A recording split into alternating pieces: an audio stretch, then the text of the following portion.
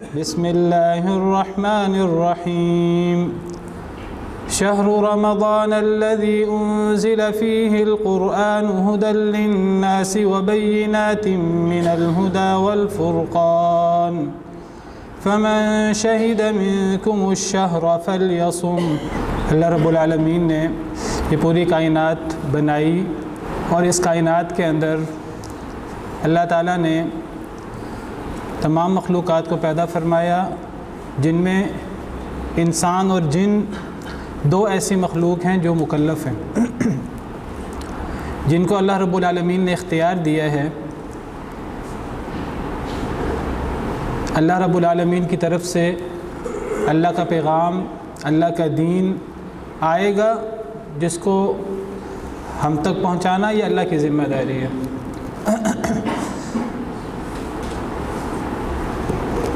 اب اللہ نے اختیار دیا ہے انسانوں اور جنوں کو کہ وہ چاہیں تو اللہ کے دین کو اپنا لیں، اللہ کے احکامات پر عمل کریں۔ ان کے لیے دنیا میں بھی حیات طیبہ ہوگی، دنیا میں بھی اللہ کی نعمتیں ہوں گی، اور آخرت میں ان کے لیے جنت ہوگی۔ اور اگر وہ چاہیں تو وہ اللہ کی بات کو تسلیم نہ کریں، اللہ کے دین کو نہ اپنائیں، ان کی دنیا بھی تباہ ہوگی اور پھر آخرت بھی تباہ ہوگی۔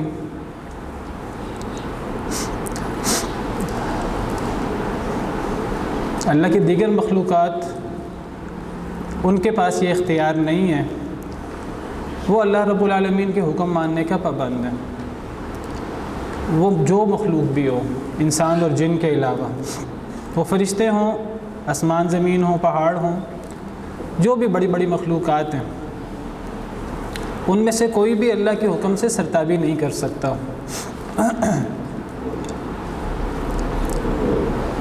اللہ رب العالمین کی حکمت بالغہ یہ ہوئی کہ ہر کوئی اللہ رب العالمین کی عبادت کر رہا ہے، وہ پابند ہے اللہ رب العالمین کی عبادت کرنے پر، اللہ رب العالمین کی تسبیح کر رہا ہے، اللہ رب العالمین کا ذکر کر رہا ہے۔ آپ کو پتہ ہے اس کائنات کی ہر مخلوق اللہ کی عبادت کرتی ہے، اللہ کو سجدہ کرتی ہے، اللہ کے لیے نماز پڑھتی ہے، قرآن کریم میں موجود ہے۔ وَإِن مِّن شَيْءٍ إِلَّا يُسَبِّحُ بِحَمْدِهِ وَلَكِن لَّا تَفْقَهُونَ تَسْبِيحَهُمْ۔ اللہ فرماتے ہیں جتنی مخلوقات ہیں وہ ساری اللہ کی تسبیح کرتی ہیں، اگرچہ تم ان کی تسبیح نہ سمجھو۔ جتنی مخلوقات ہیں وہ ساری کی ساری اللہ کو سجدہ کرتی ہیں۔ أَلَمْ تَرَ أَنَّ اللَّهَ يَسْجُدُ لَهُ مَنْ فِي السَّمَاوَاتِ وَمَنْ فِي الْأَرْضِ وَالشَّمْسُ وَالْقَمَرُ وَالنُّجُومُ وَالْجِبَالُ وَالشَّجَرُ وَالدَّوَابُ وَكَثِيرٌ مِّنَ النَّاسِ۔ ساری مخلوقات اللہ کو سجدہ کرتی ہیں، ساری مخلوقات اللہ کے لیے نماز پڑھتی ہیں۔ أَلَمْ تَرَ أَنَّ اللَّهَ يُسَبِّحُ لَهُ مَنْ فِي السَّمَاوَاتِ وَالْأَرْضِ وَالطَّيْرُ صَافَّاتٍ كُلٌّ قَدْ عَلِمَ صَلَاتَهُ وَتَسْبِيحَهُ۔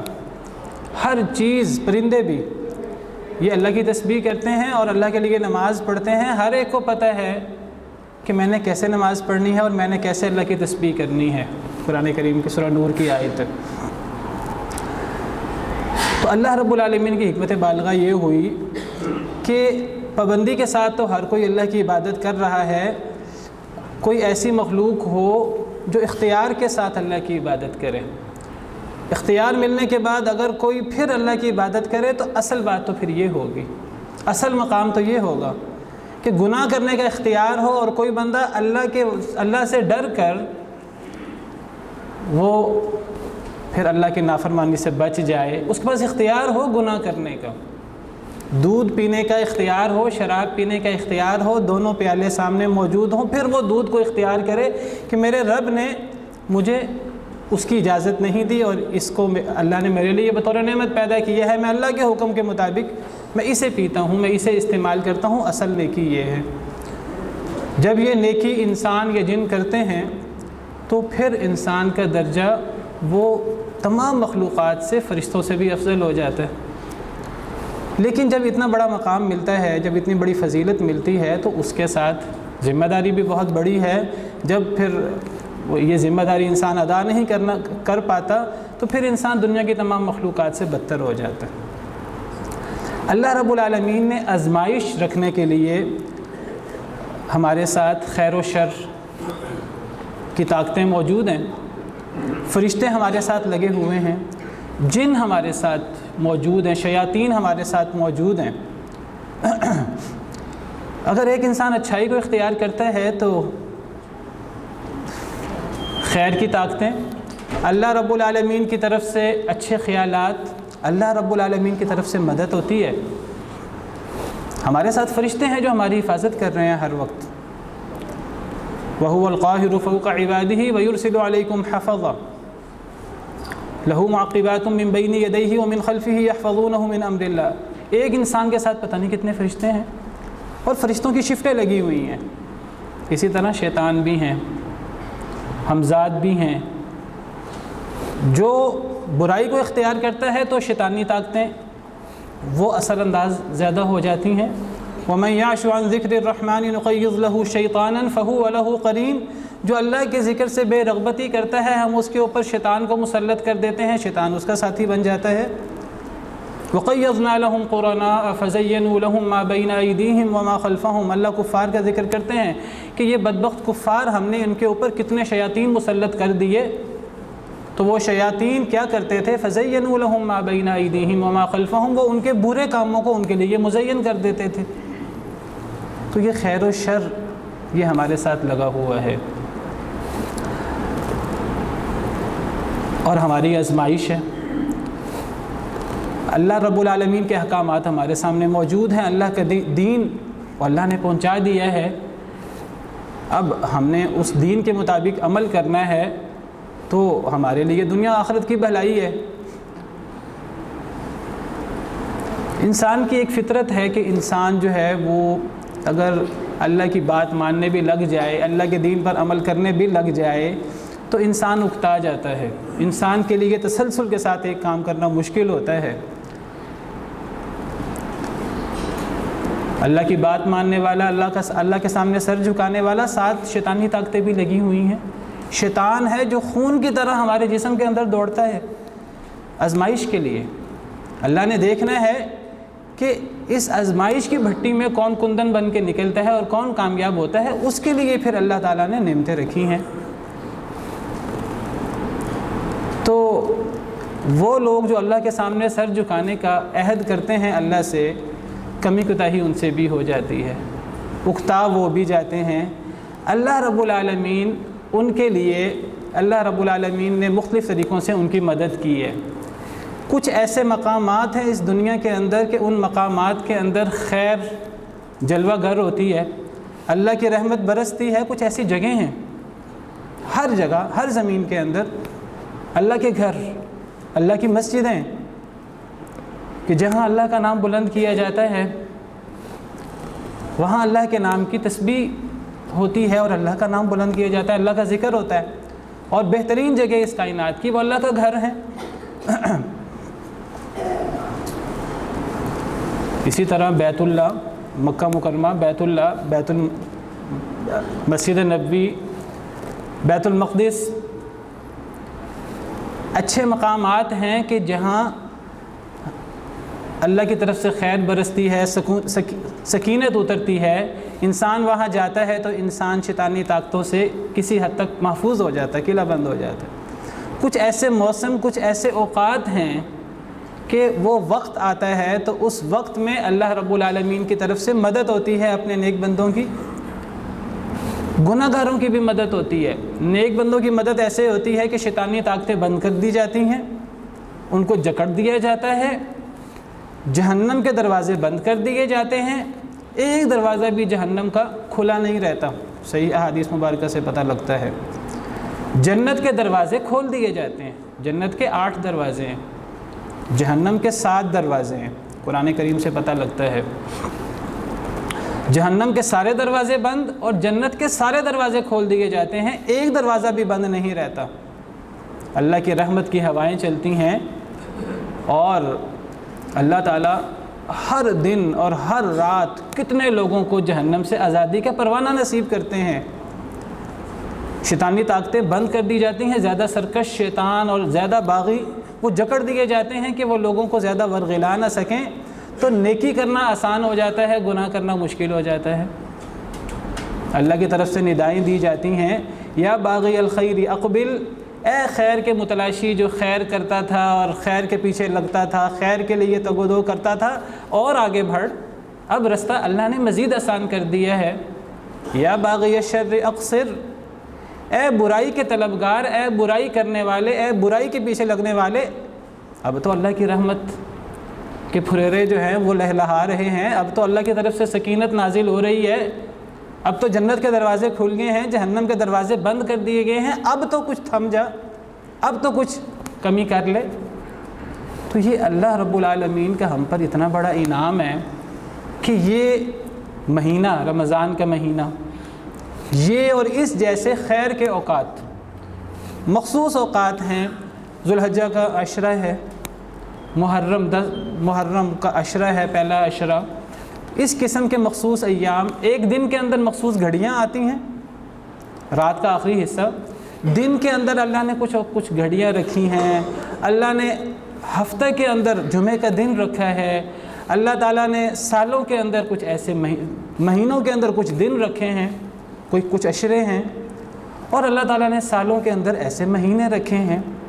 تو کچھ ایسے مقامات ہیں کہ جہاں خیر و برکت نازل ہوتی ہے، کچھ ایسے اوقات ہیں کہ جن اوقات میں خیر و برکت نازل ہوتی ہے۔ تو یہ اللہ رب العالمین کا ہم پر بہت بڑا احسان ہے، بہت بڑا احسان ہے۔ کوئی بندہ اس پہ غور کرے تو وہ اللہ کی اس نعمت کو محسوس کر سکتا ہے، غور کرنے کی ضرورت ہے۔ رمضان المبارک کی کیا اہمیت ہے، کیا فضیلت ہے۔ صحیح حدیث مبارکہ آپ کے سامنے پیش کرتا ہوں، آپ کو اندازہ ہوگا۔ حضرت طلحہ بن عبید اللہ صحابی ہیں، وہ بیان کرتے ہیں، کہتے ہیں کہ دو لوگ نبی کریم صلی اللہ علیہ وسلم کی خدمت میں حاضر ہوئے، بلی نامی ایک جگہ سے۔ تو وہ دونوں لوگ مسلمان ہو گئے، اکٹھے آئے آپ کی خدمت میں، اسلام قبول کیا، نبی کریم صلی اللہ علیہ وسلم سے دین سیکھا اور نبی کریم صلی اللہ علیہ وسلم کو دیکھا، یہ سعادت حاصل ہوئی، آپ کی تربیت کہ وہ اب ایک دوسرے سے بڑھ چڑھ کر نیکی کرنے کی کوشش کرتے تھے۔ ان میں سے ایک شخص، دونوں ایک دوسرے سے آگے بڑھنے کی کوشش کرتے تھے، وہ ان کے ساتھی کہتے ہیں، حضرت طلحہ بن عبید اللہ بھی ان میں شامل ہیں، وہ کہتے ہیں کہ ایک شخص وہ ہر چیز میں آگے بڑھ جاتا تھا، ہر نیکی میں، نماز پڑھنے میں، روزہ رکھنے میں، صدقہ خیرات کرنے میں، وہ ہمیشہ دوسرے سے آگے بڑھ جاتا۔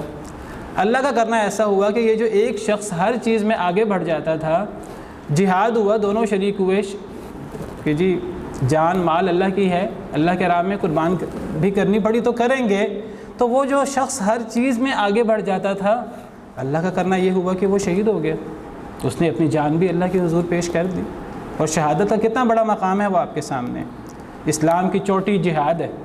اور کوئی شخص جو ہے وہ اللہ کے راستے میں اپنی جان بھی قربان کر دے، اس کا خون کا قطرہ بعد میں زمین پہ گرتا ہے، سارے گناہ اس کے پہلے معاف ہو جاتے ہیں۔ میرا موضوع نہیں ہے اس وقت، فضائل آپ کے سامنے۔ دوسرا شخص وہ اکیلا رہ گیا ہے، اب وہ نیکی کرتا رہتا ہے پہلے کی طرح۔ ایک سال گزرا کہ وہ شخص عام بستر مرگ پہ طبی فوت ہو گیا، ایک سال کے بعد۔ اب صحابہ کرام ان کے ساتھی، ان کو سارا اس معاملے کا پتہ تھا، وہ ڈسکس کرتے رہتے تھے آپس میں کہ دیکھو یہ ایک دوسرے سے آگے بڑھنے کی کوشش کرتے ہیں۔ اللہ کا کرنا یہ ہوا کہ حضرت طلحہ جو حدیث کے راوی ہیں، وہ کہتے ہیں میں نے خواب دیکھا، میں نے خواب یہ دیکھا کہ میں جنت کے دروازے پر ہوں اور جنت سے ایک منادی ندا لگاتا ہے، اور جو شخص سال کے بعد فوت ہوا ہے وہ اس کا نام پکارتا ہے اور وہ کہتا ہے اور جنت میں داخل ہو جاؤ، وہ شخص جنت میں داخل ہو جاتا ہے۔ پھر وہ شخص جو شہید ہوا تھا ایک سال پہلے اور وہ ہر چیز میں پہلے شخص سے آگے بڑھ جاتا تھا، بعد میں اس کا نام پکارا گیا اور اس کو بھی جنت میں داخل کر دیا گیا۔ وہ صحابی کہتے ہیں حضرت طلحہ کہ پھر میرا نام پکارا گیا تو میں آگے بڑھا تو مجھے کہا گیا ابھی تمہارا وقت نہیں آیا۔ وہ دونوں تو فوت ہو چکے تھے، اللہ کے پاس جا چکے تھے، کہا ابھی تمہارا وقت نہیں آیا۔ تو یہ خواب انہوں نے دیکھا، ان کی جاگ کھل گئی۔ انہوں نے یہ خواب تمام لوگ، ان لوگوں کے یہ جو دونوں صحابہ ہیں، ان کا رویہ اور ان کا یہ جو مقابلہ تھا فاستبقوا الخیرات والا، یہ ان کے سامنے تھا۔ انہوں نے یہ خواب بیان کیا تو لوگوں نے آپس میں بحث و مباحثہ شروع کر دیا، اور لوگوں کے اندر ایک استفسار اور ایک سوال کسی پیدا ہوئی کہ ایک شخص وہ ہر معاملے میں دوسرے شخص سے آگے بڑھنے کی کوشش کرتا ہے اور وہ آگے بڑھ جاتا ہے، وہ پیش ہے مقابلے میں، وہ ہمیشہ آگے نکل جاتا ہے۔ پھر اللہ نے اسے شہادت بھی عطا فرمائی، لیکن جنت میں وہ بعد میں کیوں جاتا ہے؟ جنت میں وہ پہلے کیوں نہیں جاتا؟ اب صحابہ کرام پریشان ہیں، ان کا تو غور و فکر، ان کی تو تگودو زیادہ تر یہ اخروی معاملات کے بارے میں ہوتی تھی، ان کا تو مقابلہ آخرت کا ہوتا تھا۔ لوگ کیا کرتے ہیں؟ وہ دنیا میں مقابلہ کرتے ہیں، لیکن اللہ نے ہمیں حکم دیا ہم آخرت کا، نیکیوں کا مقابلہ کریں۔ صحابہ کرام کی تگودو یہ تھی۔ اب صحابہ کرام پریشان ہیں کہ سمجھ نہیں آئی معاملہ کہ کیا معاملہ ہے، تو نبی کریم صلی اللہ علیہ وسلم کے پاس یہ معاملہ پیش ہوا تو نبی صلی اللہ علیہ وسلم نے فرمایا کہ تمہیں کس بات پہ تعجب ہو رہا ہے؟ کیا عجیب بات ہے؟ وہ عرض کرنے لگے کہ وہ پہلا شخص جو ہے وہ زیادہ نیکی کرتا تھا، شہید بھی ہوا۔ تو آپ نے فرمایا کہ ذرا غور کرو کہ الیس قد مکث ھذا بعدہ سنہ، یہ جو دوسرا شخص جو ہے، یہ جو پہلے جنت میں داخل ہوا ہے، تمہیں تعجب ہو رہا ہے کیا یہ شخص پہلے شخص کے بعد 1 سال زندہ نہیں رہا؟ صحابہ کرام نے عرض کیا ضرور، کیوں نہیں؟ آپ نے فرمایا وَأَدْرَكَ رَمَضَانَ فَصَامَهُ، اس شخص نے رمضان بھی پایا، 1 رمضان زیادہ پایا اس نے، اسلام اکٹھے لائے تھے دونوں، اس شخص نے 1 رمضان مزید پایا کہ نہیں پایا؟ نماز پڑھی کہ نہیں پڑھی؟ کتنے سجدے کیے آپ نے پوچھا؟ صحابہ کرام نے عرض کیا کہ ٹھیک ہے، اس نے 1 رمضان زیادہ پایا ہے، اس نے کتنے سجدے زیادہ کیے ہیں؟ تو آپ نے فرمایا کہ اے لوگو فَلَمَّا بَيْنَهُمَا أَبْعَدُ مِمَّا بَيْنَ السَّمَاءِ وَالْأَرْضِ، تم تو کہتے ہو کہ وہ پہلے کیوں داخل ہو گیا؟ ان دونوں کے درمیان اللہ کی قسم اتنا فرق ہے درجات کا جتنا زمین و آسمان کا فرق ہے۔ دوسرا شخص پہلے شخص سے اتنا زیادہ افضل ہے کہ جتنا زمین و آسمان کے درمیان فاصلہ ہے، اتنا مقام کا فرق ہے۔ تو ذرا غور کیجئے کہ پہلا شخص شہید ہوا ہے، ہر چیز میں نیکی کرنے میں آگے بڑھ جاتا ہے، دوسرے شخص کو فضیلت کیوں حاصل ہوئی؟ 1 رمضان زیادہ پایا ہے۔ کتنی نمازیں 1 سال میں جتنی نمازیں آتی ہیں، کتنے سجدے اس نے زیادہ پائے ہیں، ان چیزوں کو اہمیت کیوں نہیں دی جاتی؟ یہ چیزیں بہت اہم ہیں، یہ چیزیں کم اہم نہیں ہیں۔ اگر ایک بندہ اللہ کو سجدہ کرے اللہ کو راضی کرنے کے لیے خلوص دل کے ساتھ، اسے نہیں اندازہ کہ اس کا ایک سجدہ دنیا و ما فیہا سے افضل ہو جاتا ہے۔ سیدنا عیسیٰ کے بارے میں احادیث مبارکہ میں موجود ہے، ایک وقت آئے گا کہ سیدنا عیسیٰ علیہ السلام اس دنیا میں دوبارہ تشریف لائیں گے، اللہ نے ان کو آسمان پہ اٹھایا ہوا ہے، وہ فوت نہیں ہوئے، ان کو جسم و روح سمیت اٹھا لیا گیا تھا۔ وما قتلوہ یقینا بل رفعہ اللہ الیہ، حضرت عیسیٰ دوبارہ آئیں گے قرب قیامت، وہ قیامت کی نشانی ہے۔ وَإِنَّهُ لَعِلْمٌ لِلسَّاعَةِ، احادیث مبارکہ متواتر احادیث ہیں، صحیح بخاری صحیح مسلم کی اور دیگر کتابوں میں، ان احادیث مبارکہ سے پتہ لگتا ہے کہ حضرت عیسیٰ علیہ السلام کے زمانے میں سارے مسلمان ہو جائیں گے، جو کافر ہیں ان کا مسلمانوں سے مقابلہ ہوگا، مسلمان انہیں شکست دے دیں گے، اور جو مسلمان ہوں گے وہ ویسے مسلمان ہو جائیں گے، تو اسلام دوبارہ غالب ہو جائے گا، سارے دوبارہ مسلمان ہو جائیں گے، خیر و برکت بہت زیادہ ہو جائے گی۔ صدقہ دینے والا نکلے گا تو کوئی صدقہ لینے والا نہیں ہوگا، اگرچہ یہ چیز حضرت عمر بن عبدالعزیز کے دور میں بھی ہو چکی ہے، لیکن یہ چیز سیدنا عیسیٰ علیہ السلام کے زمانے میں دوبارہ ہوگی۔ فرمایا کہ وہ ایسا وقت ہوگا، صحیح حدیث مبارکہ ہے کہ اس وقت ایک سجدہ دنیا و ما فیہا سے افضل ہوگا لوگوں کے نزدیک۔ یہ سجدہ اللہ کے لیے جو کیا جاتا ہے اور اس میں خلوص کے ساتھ جو کیا جاتا ہے، تو اس سجدے کی کم اہمیت ہے۔ یہ جو نمازیں پڑھی جاتی ہیں، اور پھر یہ جو رمضان ہے، رمضان کے شب و روز، رمضان کے روزے، رمضان کی راتیں، قیام اللیل، لیلۃ القدر، ان کی کوئی کم اہمیت ہے؟ تو 1 رمضان اور 1 سال کی نمازیں، اس کی شہادت اپنی جگہ، اس کا ہر عمل میں آگے بڑھنا اپنی جگہ، لیکن یہ دوسرا شخص پہلے شخص سے زمین و آسمان کے درمیان فرق ہے، ان دونوں کی فضیلت کے درمیان۔ کتنے لوگ تھے جو 1 سال پہلے ہمارے ساتھ موجود تھے لیکن آج وہ موجود نہیں ہیں۔ اور ہمیں یہ بھی نہیں پتا کہ ہم رمضان تک پہنچ پاتے ہیں کہ نہیں پہنچ پاتے، ہمیں نہیں پتا، لیکن ہمیں خواہش ضرور ہے، اور ہمیں خواہش ہونی چاہیے۔ ایک مومن جو ہے وہ چاہتا ہے کہ کاش کہ مجھے ایسے موقع ملیں، کاش کہ ایسے دن مجھے نصیب ہوں کہ جس میں اللہ کی رحمت جو ہے وہ ہر طرف چھا رہی ہو، جس میں اللہ کی طرف سے مغفرت اور جہنم سے آزادی کے ٹکٹ بانٹے جا رہے ہوں۔ کاش کہ ایسے شب و روز مجھے حاصل ہوں۔ ہر بندے کی یہ خواہش ہونی چاہیے۔ جس کی یہ خواہش نہیں ہے تو اس کے اندر ایمان کی کیا کیفیت ہوگی؟ وہ پھر وہ ایمان اور اسلام کس پھر کیسا ہے؟ اللہ معاف کرے۔ ہر مسلمان کے دل میں یہ خواہش ہونی چاہیے کہ کاش کہ اللہ تعالیٰ ہمیں یہ رمضان اور اس جیسے بہت سارے رمضان اللہ تعالیٰ ہمیں ان سے فیض یاب ہونے کا موقع دے۔ اللہ تعالیٰ ہمیں روزے رکھنے کا اور راتوں کو قیام کرنے کا، افطاریاں کرنے کا، سحریاں کرنے کا، دوسروں کو کرانے کا اللہ تعالیٰ ہمیں زیادہ سے زیادہ موقع دے۔ تو یہ رمضان اللہ رب العالمین کی بہت بڑی نعمت ہے، بہت بڑی نعمت ہے۔ اور اللہ کی نعمت کے بارے میں ہمارا رویہ کیا ہونا چاہیے؟ اللہ کی نعمت کے بارے میں ہمارا رویہ یہ ہونا چاہیے کہ ہم اللہ کی نعمت کا شکر ادا کریں، زبان سے اللہ کی نعمت کا شکر ادا کریں، الحمدللہ کہیں، عمل سے اللہ کی نعمت کا شکر ادا کریں۔ اللہ کی نعمت کا عمل سے شکر کیسے ادا ہوتا ہے؟ کہ اللہ کے احکامات پر عمل کیا جائے۔ جس مقصد کے لیے اللہ رب العالمین نے رمضان کا مہینہ مقرر فرمایا ہے اس مقصد کو بدرجہ اتم پورا کیا جائے، تو گویا کہ ہم اس نعمت کا شکر ادا کر رہے ہوں گے۔ جو بندہ اللہ کی نعمت کا شکر ادا کرتا ہے تو اللہ کا وعدہ ہے وَإِذْ تَأَذَّنَ رَبُّكُمْ لَإِن شَكَرْتُمْ لَأَزِيدَنَّكُمْ، تمہارے رب نے اعلان کیا کہ البتہ اگر تم شکر کرو گے تو میں تمہیں اتنی نعمتیں زیادہ دوں گا۔ لیکن اس کے بالمقابل جو شخص اللہ کی نعمتوں کا شکریہ ادا نہیں کرتا، اس کو کوئی پرواہ نہیں ہے رمضان آ رہا ہے کہ نہیں آ رہا، رات کا آخری تہائی حصہ ہے کہ نہیں، اس کو کوئی پرواہ نہیں ہے، جمعے کے دن کی ہفتے کے ایام میں جمعے کا دن ایک افضل دن ہے، اسے کوئی پرواہ نہیں ہے، تو یہ اللہ کی نعمتوں کی ناشکری کر رہا ہے وَلِعِیَاذُ بِاللَّہ۔ اور جو اللہ کی نعمت کی ناشکری کرتا ہے تو اللہ فرماتے ہیں وَلَئِن كَفَرْتُمْ إِنَّ عَذَابِي لَشَدِيدٌ، اے لوگو اگر تم ناشکری کرو گے تو پھر میرا عذاب آئے گا، اور میرا عذاب بڑا سخت ہے وَلِعِیَاذُ بِاللَّہ۔ جو اللہ کی نعمتوں کی ناشکری کرے اللہ فرماتے ہیں اس کی سزا جہنم ہے۔ أَلَمْ تَرَ إِلَى الَّذِينَ بَدَّلُوا نِعْمَةَ اللَّهِ كُفْرًا وَأَحَلُّوا قَوْمَهُمْ دَارَ الْبَوَارِ جَهَنَّمَ يَصْلَوْنَهَا وَبِئْسَ الْقَرَارُ۔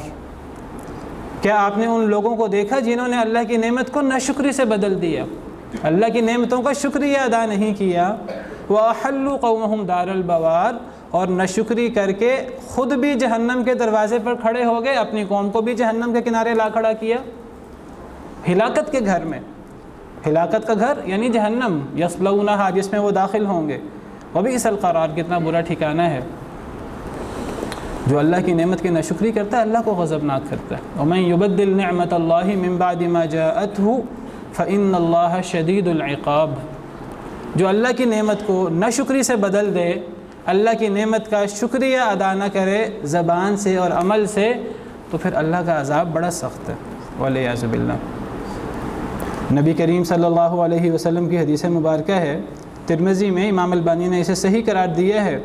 آپ نے فرمایا رغم انف رجل دخل علیہ رمضان، اس شخص کی ناک خاک آلود ہو جائے، وہ شخص تباہ و برباد ہو جائے کہ رمضان داخل ہو اس پر، اللہ اسے رمضان سے فائدہ اٹھانے کا موقع دیں، ثم انسلخ، پھر رمضان نکل جائے، قبل ان یغفر لہ، اس سے پہلے کہ اس کی مغفرت ہو، وہ رمضان سے فائدہ ہی نہیں اٹھا سکے، رمضان کے روزوں سے، رمضان کی راتوں سے، لیلۃ القدر سے فائدہ ہی نہ اٹھا سکے۔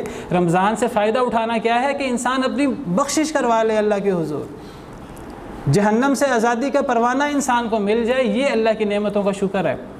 اور اللہ ندا لگاتے رہتے ہیں اس کے لیے، اللہ کو جن کو کوئی ضرورت نہیں ہے۔ اور اگر ہم اپنی بخشش نہ کرا سکیں تو فرمایا ایسا شخص اس کی ناک خاک آلود ہو۔ 3 لوگوں کے بارے میں آپ نے فرمایا جس میں سے ایک شخص یہ ہے جو رمضان گزار دیتا ہے اور اس کی بخشش نہیں ہوتی، جو رمضان سے فائدہ نہیں اٹھا پاتا۔ دوسرا شخص وہ ہے جس کے سامنے نبی کریم صلی اللہ علیہ وسلم کا نام لیا جائے اور وہ درود نہ پڑھے صلی اللہ علیہ وسلم۔ تیسرا شخص وہ ہے کہ جس کے والدین اسے بڑھاپے میں ملے اور وہ ان کی خدمت کر کے جنت حاصل نہ کر لے۔ رمضان المبارک مہینہ آنے سے پہلے نبی کریم صلی اللہ علیہ وسلم صحابہ کرام کو رمضان المبارک کی مبارکباد دیتے تھے۔ ہمارے ہاں ایک عادت ہے، ہم لوگوں کو مبارکباد دیتے ہیں، ان چیزوں کی بھی مبارکباد دیتے ہیں جن کی مبارکباد دینے کا کوئی ثبوت قرآن و حدیث میں نہیں ہے۔ جمعے کی مبارکباد دی جا رہی ہے، نیا سال شروع ہونے کی مبارکباد دی جا رہی ہے جن کا کوئی ثبوت نہیں ہے شریعت کے اندر۔ اگر ہمیں مبارکباد دینی ہے تو رمضان آنے کی مبارکباد دیں جو سنت ہے۔ نبی کریم صلی اللہ علیہ وسلم رمضان سے پہلے چند ایام پہلے آپ نے خطبہ دیا اور آپ نے لوگوں کو رمضان کی مبارکباد دی۔ آپ نے فرمایا کہ اے لوگو، اتاکم رمضان، تمہارے پاس رمضان آ رہا ہے، شہر مبارک، بڑا بابرکت مہینہ ہے، فرض اللہ علیکم صیامہ، اللہ نے تم پر اس مہینے کے روزے فرض کر دیے ہیں، تفتح فیہ ابواب السماء، اس میں آسمان کے دروازے کھول دیے جاتے ہیں، وتغلق فیہ ابواب الجحیم، جہنم کے دروازے بند کر دیے جاتے ہیں، وتغل فیہ مردۃ الشیاطین، فرمایا کہ اس میں سرکش شیطان ان کو جکڑ بندی کر دی جاتی ہے، زنجیروں میں باندھ دیا جاتا ہے۔ للہ فیہ لیلۃ خیر من الف شہر، اللہ کے لیے اس میں ایک ایسی رات ہے جو 1000 مہینوں سے افضل رات ہے۔ من حرم خیرہا فقد حرم، محروم تو وہ ہے جو اس رات کی خیر و برکت سے محروم رہ جائے۔ یہ نبی کریم صلی اللہ علیہ وسلم نے صحابہ کرام کو رمضان سے پہلے رمضان کی مبارکباد دی، رمضان کے فضائل بیان کیے، جو نبی کریم صلی اللہ علیہ وسلم کی سنت پر عمل کرتے ہوئے میں گناہ گار آپ کے سامنے رمضان کی مبارکباد آپ کے سامنے پیش کر رہا ہوں۔ تو ہمیں اس رمضان سے فائدہ اٹھانا ہے اور ہمیں اس رمضان کے اندر اللہ کے احکامات کے مطابق، نبی کریم صلی اللہ علیہ وسلم کی سنت کے مطابق عمل کرنا ہے۔ رمضان المبارک کی بعض خصوصیات کیا ہیں؟ رمضان المبارک میں آپ کو پتہ ہے قرآن نازل ہوا ہے، رمضان کے افضل مہینہ ہونے کی وجہ قرآن ہے۔ قرآن کی وجہ سے رمضان کو فضیلت ملی، قرآن کی وجہ سے رمضان کی ایک رات ہے جس میں قرآن نازل ہونا شروع ہوا، جس کو لیلۃ القدر کہتے ہیں، اس رات کو فضیلت ملی۔ قرآن کی وجہ سے سیدنا جبریل امین علیہ السلام کو فضیلت ملی دیگر فرشتوں پر کہ وہ قرآن کو لائے۔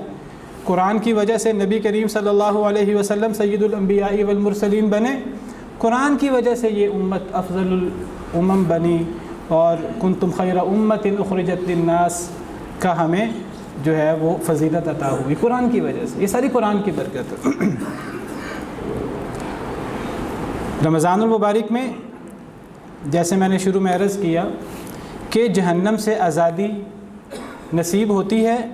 رمضان المبارک میں جنت اور جہنم کے دروازے کھول دیے جاتے ہیں، ایک دروازہ بھی جہنم کا کھلا نہیں رہتا، ایک دروازہ بھی جنت کا بند نہیں رہتا، اور شیطانوں کو بند کر دیا جاتا ہے۔ سیدنا ابو ہریرہ کی حدیث ہے، نبی کریم صلی اللہ علیہ وسلم نے فرمایا اذا كان اول ليلة من شهر رمضان صفدت الشیاطین ومردت الجن، جب رمضان کی پہلی رات آتی ہے، آپ کو پتہ رات سے رمضان شروع ہوتا ہے، اسلام میں پہلے رات آتی ہے پھر دن آتا ہے۔ جیسے رمضان المبارک کی رات آتی ہے، مغرب کی اذان ہوتی ہے، فرمایا کہ شیاطین جکڑ لیے جاتے ہیں اور سرکش جن، وغلقت ابواب النار، آگ کے دروازے بند کر دیے جاتے ہیں، فلم یفتح منہا بابن، ایک دروازہ بھی کھلا نہیں رہتا، وفتحت ابواب الجنہ، جنت کے دروازے کھول دیے جاتے ہیں، فلم یغلق منہا بابن، ایک دروازہ بھی بند نہیں رہتا۔ میں ذکر کر چکا ہوں آپ کے سامنے کہ جہنم کے 7 دروازے ہیں، جنت کے 8 دروازے ہیں۔ وَيُنَادِي مُنَادٍ یا باغی الخیر اقبل، ایک منادی ندا لگاتا ہے، اے خیر کے متلاشی آگے بڑھ، مزید خیر کر۔ وَيَا باغی الشر اقصر، اے شر کے متلاشی اب تو رک جا۔ وَلِلَّهِ عُتَقَاءُ مِنَ النَّارِ، اللہ بہت سارے لوگوں کو جہنم سے آزادی دیتے ہیں۔ وَذَلِكَ كُلَّ لَيْلَةٍ، یہ رمضان کی ہر رات ہوتا ہے، صرف پہلی رات نہیں ہوتا، رمضان کی ہر رات بہت سارے لوگوں کو جہنم سے آزادی ملتی ہے، اور یہ جو جہنم سے آزادی ملتی ہے یہ رمضان میں ایک دفعہ نہیں، جیسے میں نے عرض کیا رمضان کی ہر رات، اور اس حدیث میں تو ہر رات کا ذکر ہے، دوسری حدیث میں ہر دن اور ہر رات کا ذکر ہے۔ دن کے اندر انسان ایسے اعمال کرے کہ اس کو اللہ کی طرف سے جہنم سے آزادی ملے، اور رات کو انسان ایسے اعمال کرے کہ اس کو جہنم سے آزادی ملے۔ حدیث مبارکہ ہے، نبی صلی اللہ علیہ وسلم نے فرمایا ان للہ عتقاء فی کل یوم ولیلہ، یعنی فی رمضان، آپ نے فرمایا کہ رمضان کے ہر دن اور ہر رات اللہ جہنم سے لوگوں کو آزاد فرماتے ہیں۔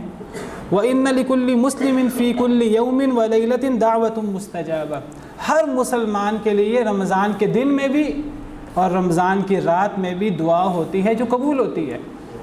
رمضان میں دن کے وقت جب انسان روزے میں ہوتا ہے، اور رات کے وقت جو قیام کے لیے ہے، تو اللہ نے دن میں بھی بہت سارے لوگوں کو جہنم سے آزاد کرتے ہیں، اور رات میں بھی، اور دن میں بھی اللہ دعائیں قبول کرتے ہیں رمضان المبارک میں، اور رات میں بھی دعائیں قبول کرتے ہیں۔ یہ رات آپ کو پتہ ہے ایک 1000 مہینوں سے افضل رات ہے، تقریباً 80 سال سے زیادہ، کیونکہ یہ رات 1000 مہینوں کی عبادت، اس رات کی عبادت 1000 مہینوں کی عبادت سے افضل ہے۔ بعض لوگ سمجھتے ہیں کہ یہ رات 1000 مہینوں کے برابر ہے، برابر نہیں ہے، یہ رات 1000 مہینوں سے افضل ہے۔ ہمیں یہ نہیں پتا کہ کتنی افضل ہے، 1100 مہینوں سے افضل ہے، 1200 مہینوں سے افضل ہے، 1500 مہینوں سے افضل ہے، کہ 2000 مہینوں سے افضل ہے، 1000 مہینوں سے افضل اس رات کو قرار دیا گیا، برابر قرار نہیں دیا گیا۔ لیلۃ القدر خیر من الف شہر، اور یہ جو 1000 مہینے ہیں یہ تقریباً 83 سال کے قریب، ہماری عمریں 83 سال نہیں ہوتی۔ اور آپ کو پتہ ہے رمضان کے اندر عمرہ حج کے برابر ہوتا ہے۔ ایک خاتون سے آپ کی بات ہو رہی تھی، تو آپ نے اس خاتون سے پوچھا تم نے ہمارے ساتھ حج کیوں نہیں کیا؟ تو وہ عرض کرنے لگی کہ میری سواری جو ہے وہ میں سواری اس قابل نہیں تھی کہ میں حج کرتی۔ تو آپ نے فرمایا چلو کوئی بات نہیں، تم رمضان میں عمرہ کر لینا، تمہارا رمضان میں عمرہ کرنا میرے ساتھ حج کرنے کے برابر ہوگا۔ تو یہ رمضان میں عمرہ کرنے کی فضیلت ہے۔ تو بہرحال اللہ کی بہت بڑی نعمت ہے جو ہم پر سایہ فگن ہونے والی ہے۔ سب سے پہلے تو اللہ سے دعا ہے کہ ہمیں رمضان تک پہنچنے کی توفیق عطا فرمائے، اللہ ہمارے نصیب میں یہ رمضان اور اس جیسے بہت سے رمضان کر دیں، اور پھر اللہ تعالیٰ اس رمضان کے اندر ہمیں سنت کے مطابق روزے رکھنے کی، قیام اللیل کرنے کی، اور جو احکامات اللہ رسول کے ہیں ہمیں ان کو اپنانے کی توفیق عطا فرمائے۔ وآخر دعوانا ان الحمد للہ رب العالمین۔